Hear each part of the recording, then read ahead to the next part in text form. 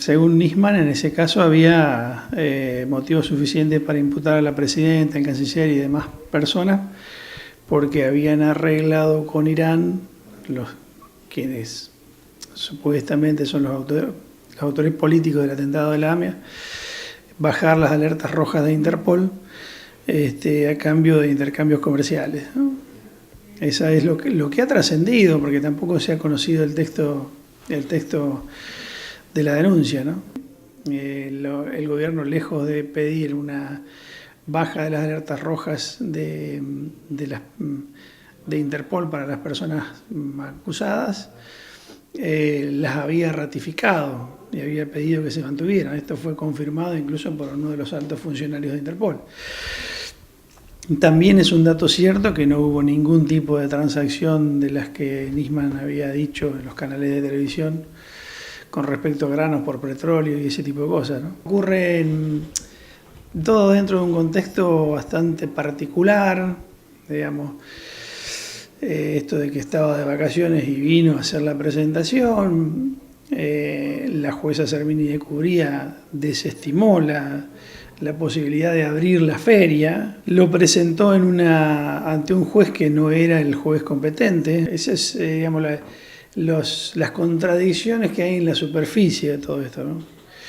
Lo cual lo lleva a uno a hacer elaboraciones por debajo de la superficie, ¿no? Nisman investigaba o hacía su trabajo en conexión directa con los servicios de inteligencia de Argentina, que además son una extensión o eran una extensión de los servicios de inteligencia norteamericanos e israelíes, ¿no? Hace muy poquito tiempo la presidenta puso en funciones en la Secretaría de Inteligencia a hombre de su máxima confianza, que la acompañó íntimamente en el gobierno, Oscar Parrilli, que lo primero que hizo fue descabezar la Secretaría de Inteligencia.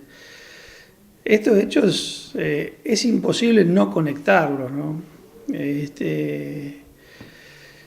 Después, de fondo o sumando a ese contexto, está toda la cuestión política, ¿no? Es decir, un poder judicial federal que está pasando por una crisis muy profunda. Y después está también el contexto mediático, ¿no? Que hay, bueno, la Clarín y compañía hacen un uso realmente inmoral de los muertos, tanto de la AMIA como de Charlie Hebdo, para dirigir, primero para manipular cierta opinión pública y segundo para dirigir la atención contra el gobierno. ¿Cuáles serían los grupos de poder, digamos, que se verían perjudicados si esta causa sigue? Los que se van a ver perjudicados son directamente los operadores de la Secretaría de Inteligencia, los que estaban hasta el momento. La hipótesis más firme es la de suicidio, ¿no? Ahora, si fue inducido, es decir, bueno, acá tenés, no te queda otra que eso, o si fue un suicidio motu propio, es muy difícil de saberlo, ¿no? Es muy difícil de saberlo porque, insisto, con la información que hay hasta el momento, iba a ser extremadamente difícil para Nisman justificar las afirmaciones que había hecho en la denuncia, además mediática. Pero no, digamos, no es inválida la hipótesis del suicidio motu propio, ¿no? Y bueno, la otra tampoco, porque había, ya te digo, muchos intereses, y me parece que el punto número uno es lo que era la Secretaría de Inteligencia del Estado, en, como se dice vulgarmente en términos mafiosos, tirarle un muerto a la presidenta, ¿no?